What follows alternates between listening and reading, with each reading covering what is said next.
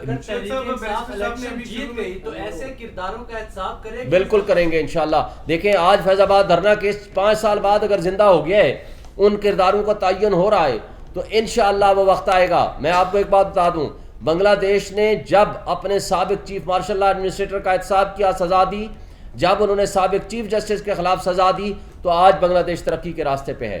آپ کو یہ احتساب کا نظام سٹرونگ کرنا پڑے گا, آپ کو آئین اور قانون کی بالادستی کے لیے کام کرنا پڑے گا, اور جو شخص آئین اور قانون کی خلاف ورزی کرے گا آپ ان کے خلاف ایکشن ہونا چاہیے. آپ نے کہا way forward, simple, free and fair election, لوگوں کو اپنے فیصلے کرنے کا حق دے دیں. یہ جو لوگوں کو اٹھانا, ان پہ ظلم کرنا, چادر چار دیواری کی پامالی کرنا, آپ کنگز پارٹیاں بنانا, ان پر لوگوں کو پہنچانا, ڈرائی کلیننگ مشینیں لگانا, یہ طرز عمل وقت سے پہلے الیکشن کو ڈسکریڈٹ کر دے گا.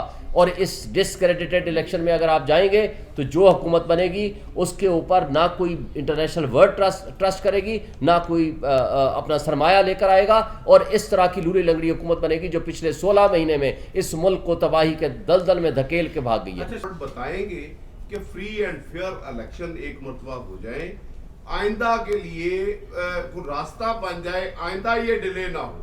دیکھیں پہلی بات تو یہ ہے کہ ہمارے درمیان کیا ہے, ایک ڈاکومنٹ ہے, وہ ہے آئین. آئین پہ عمل درآمد ہونا شروع ہو جائے, جو غیر آئینی اقدام کرے اس کے خلاف ایکشن ہونا چاہیے, سیلف اکاؤنٹیبلٹی کا نظام ہونا چاہیے. اس پہ جب تک ہم عمل درآمد نہیں کرائیں گے ہم بکھرتے رہیں گے.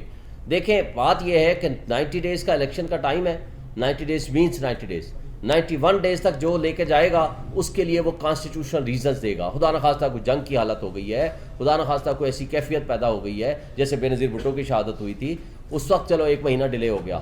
لیکن بات یہ ہے کہ آج کیا وجہ ہے کہ 13 مہینے کے لیے نامینیز بیٹھے ہوئے ہیں, بلکہ کچھ لوگ تو یہ کہتے ہیں ہم 2 سال کے لیے آئے ہوئے ہیں. بات یہ تھی کہ جو شخص بھی غیر آئینی اقدام کرے گا اس کو فیسلیٹیٹ کرے گا, اس کے خلاف ایکشن شروع ہونا چاہیے.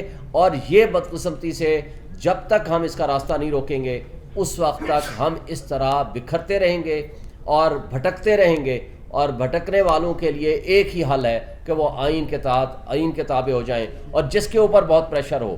میں تو اس کو بھی اچھا نہیں سمجھتا, جیسے آفتاب اقبال نے پچھلے سال نیب کے چیئرمین کی حیثیت سے جب ریزائن کیا اور ریزنز دیں کہ اوپر کس طرح کا پریشر رہا, وہ صاحب نے آ گیا. کیوں کہ کسی ایک کو پھنسانا تھا اور کسی ایک کو چھڑانا تھا. لیکن میں اس کو بھی کمزوری سمجھتا ہوں. اگر آئینی سربراہ ہیں آپ کسی بھی ادارے کے یا قانونی سربراہ ہیں, اللہ نے آپ کے اوپر ذمہ داری دی ہے, حق و سچ باطل کی لڑائی ہے. آپ اگر حق کے ساتھ نہیں کھڑے ہوتے تو آپ کی اپنے ضمیر کے سامنے مردگی ہے. آپ اگر کلمہ حق کے ساتھ نہیں کھڑے ہوتے تو آپ کے ساتھ پھر یہ ہے کہ پھر اللہ کے سامنے بھی آپ کی جواب دہی ہے, پبلک کے سامنے بھی آپ کی جواب دہی ہے. کہ پی ٹی آئی پٹیشنر تھی پچھلے الیکشن کے کیس میں جو 14 مئی کا فیصلہ آیا تھا, پی ٹی آئی نے کیا کنٹیمپٹ فائل کی تھی اس کے بعد, اور ابھی جو ڈیٹ دے دی گئی ہے پی ٹی آئی اس کا خیر مقدم کر رہی ہے. اگر یہ 8 فروری کو بھی الیکشن نہیں ہوتے تو آپ پھر دوبارہ کوئی پٹیشن لے کے جائیں گے, یا پھر اسی طرح سے جو عوام کا جو حق رائے دہی ہے وہ ضائع ہو جائے گا؟ پہلی بات تو یہ ہے کہ سپریم کورٹ نے کہہ دیا یہ پتھر کی لکیر ہے, پتھر پہ اب لکیر کو دیکھتے ہیں کہ واقعی پتھر کی اگر لکیر نہ ہوئی تو جو طریقہ کار قانونی ہوگا ہم اس پہ کریں گے.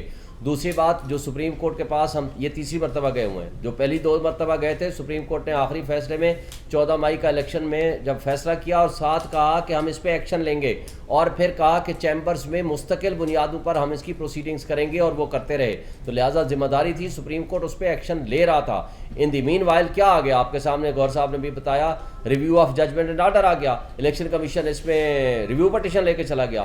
پھر اس دوران آپ نے دیکھا پریکٹس اینڈ پروسیجر ایکٹ آ گیا. تو ان تمام وجوہات کی بنیاد پر سپریم کورٹ نے کمزوری دکھائی, میں نے کہا, اور انہوں نے اس وقت کنٹیمپٹ پروسیڈنگ شروع نہیں کی, کرنی چاہیے تھی. سر پریکٹس اینڈ پروسیجر میں 21 کو آیا, فیصلہ 4 کو آیا. سوال ہو گیا آپ کا. جی سر پلیز. سر جی سوال آپ سے یہ بنتا ہے کہ پاکستان کی تاریخ بہت تلخ ہے, اس بدقسمت ملک اور قوم کے ساتھ ہمیشہ یہی کچھ ہوتا رہا جو ہو رہا ہے. چہرے بدلتے رہے, لاڈلے بدلتے رہے, باقی معاملہ الزامات وہی پرانے ہیں.